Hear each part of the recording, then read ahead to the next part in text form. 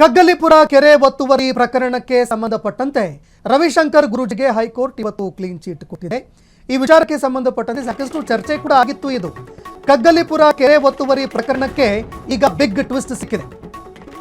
Art of living ಮುಖ್ಯಸ್ಥರಿಗೆ high court relief ಕೊಟ್ಟಿದೆ. ಇವತ್ತು ರವಿಶಂಕರ್ ಗುರೂಜಿ ವಿರುದ್ಧ ಭೂ ಅಕ್ರಮ ಪ್ರಕರಣ ರದ್ದಾಗಿದೆ.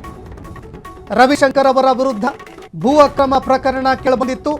ಇದಕ್ಕೆ ಸಂಬಂಧಪಟ್ಟಂತೆ ಆರ್ಟ್ ಆಫ್ ಲಿವಿಂಗ್ ಮುಖ್ಯಸ್ಥರಿಗೆ ಹೈಕೋರ್ಟ್ ರಿಲೀಫ್ ಕೊಟ್ಟಿದೆ. ಇವತ್ತು ಎಫ್ಐಆರ್ ರದ್ದುಗೊಳಿಸಿ ಹೈಕೋರ್ಟ್ ನ್ಯಾಯಪೀಠ ಆದೇಶ ಹೊರಡಿಸಿದೆ. ನ್ಯಾಯಮೂರ್ತಿ ಎಂ ನಾಗಪ್ರಸನ್ನ ಅವರ ಪೀಠ ಈ ತೀರ್ಪು ಹೊರಡಿಸಿದೆ. ಬಿಎಂಟಿಎಫ್ ಪೊಲೀಸರು ದಾಖಲು ಮಾಡಿದಂತಹ ಎಫ್ಐಆರ್ ಇದು.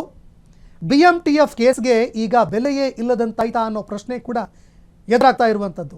ಒಂದು ವೇಳೆ ಕೋರ್ಟೇ ಇದನ್ನು ರದ್ದುಪಡಿಸ್ಬಿಟ್ಟಿದೆ ಅಂತಂದ ಮೇಲೆ ಯಾಕಪ್ಪ ಕೇಸ್ ಹಾಕಿದ್ರು? ಒಂದು ಎಫ್ಐಆರ್ ಹಾಕಿದ್ದಾರೆ ಅಂತಂದರೆ ಅದಕ್ಕೆ ಸಂಬಂಧಪಟ್ಟಂತೆ ಸಾಕ್ಷ್ಯಾಧಾರಗಳು ಇರಬೇಕಲ್ವೇ? ಅದೇ ಇಲ್ಲದೆ ಹೇಗಪ್ಪ ಎಫ್ಐಆರ್ ದಾಖಲು ಮಾಡಿದ್ರು ಅನ್ನೋ ಪ್ರಶ್ನೆ. ಎಫ್ಐಆರ್ ಹಾಕಿದ ಮೇಲೆ ಆರೋಪ ಸಾಬೀತು ಮಾಡಬೇಕಾಗಿತ್ತಲ್ವಾ? ಆರೋಪ ಸಾಬೀತೇ ಮಾಡೋದಕ್ಕಾಗಲಿಲ್ಲ ಅಂತಂದ ಮೇಲೆ ತನಿಖೆ ಮಾಡಿದಂತಹ ಪೊಲೀಸ್ ಅಧಿಕಾರಿಗಳು ಯಾರಿದ್ದಾರೆ ಅವರು ಸುಳ್ಳು ಕೇಸ್ ಹಾಕಿದ್ರು ಅಂತಲೇ ಅರ್ಥ ಅಲ್ವಾ? ಅಲ್ಲಿಗೆ ಬಿಎಂಟಿಎಫ್ ಕೇಸ್ಗೆ ಈಗ ಬೆಲೆನೇ ಇಲ್ಲದಂತಾಯಿತು. ಸರ್ಕಾರಿ ಜಮೀನು ಕೆರೆ ಒತ್ತುವರಿ ಆರೋಪ ಕೇಳಿಬಂದಿತ್ತು.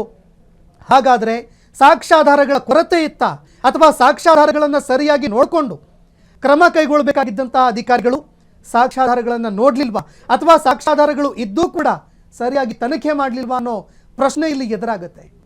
ಕಗ್ಗಲಿಪುರ ವ್ಯಾಪ್ತಿಯಲ್ಲಿ ಭೂ ಅಕ್ರಮದ ಆರೋಪ ಕೇಳಿಬಂದಿತ್ತು. ಎಫ್ಐಆರ್ ದಾಖಲು ಮಾಡಿಕೊಂಡು ತನಿಖೆ ಕೂಡ ಮಾಡ್ತಾ ಇತ್ತು ಬಿಎಂಟಿಎಫ್.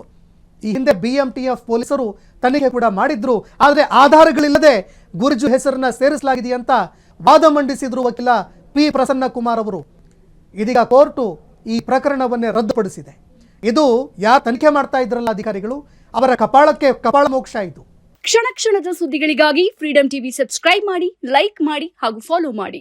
ಹೊಸ ಸುದ್ದಿಗಳ ನೋಟಿಫಿಕೇಶನ್ಗಾಗಿ ಬೆಲ್ ಐಕಾನ್ ಮೇಲೆ ಕ್ಲಿಕ್ ಮಾಡಿ.